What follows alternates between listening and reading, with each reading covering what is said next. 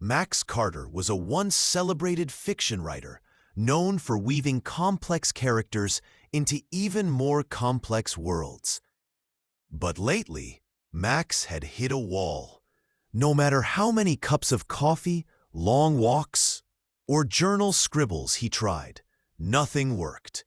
His mind felt as blank as the word document, blinking accusingly at him each morning. He wasn't just battling writer's block, he was wrestling with self-doubt.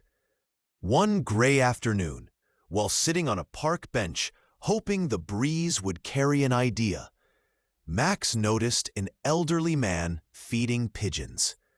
Nothing unusual, until the man began to speak to them. Not mutterings, but full conversations.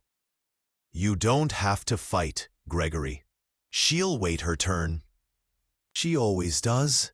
The pigeons cooed as if they understood. Max smiled politely, ready to look away, until the man turned and said, "They remember stories better than people do." Something in Max stirred. He began to show up at the park more often, pretending to read, occasionally sketching, but mostly observing the man and his feathered companions. Each time, the old man shared fragments of tales. Some were absurd, some oddly poetic. A talking pigeon who knew war secrets. A bird who waited for its lost owner every Thursday. Max didn't know whether these were real memories or the wild inventions of a lonely soul. But they were enchanting. Inspired, Max started scribbling again. Not novels, but short vignettes based on the stories he overheard. He gave the man a name, Mr. Whitaker. He gave the pigeons names too. Each story he wrote, no matter how small, felt like opening a long locked door. What he thought was writer's block was, in fact, a fear of judgment.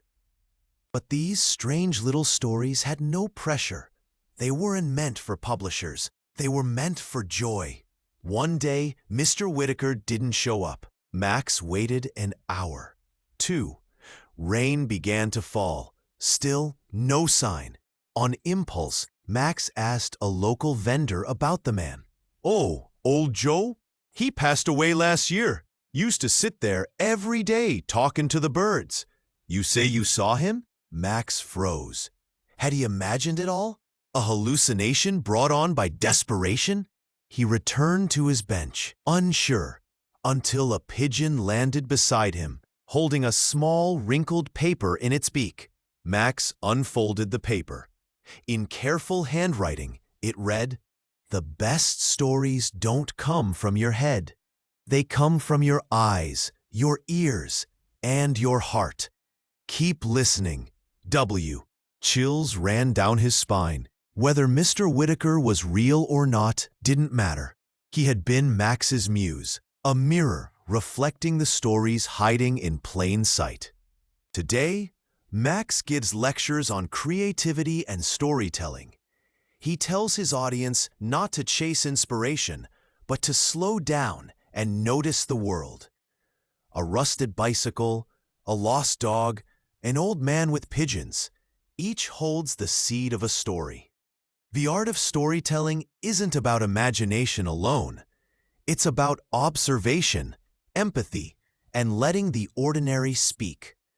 After all, sometimes the most unexpected muse is the one sitting right beside you, cooing softly, waiting to be heard.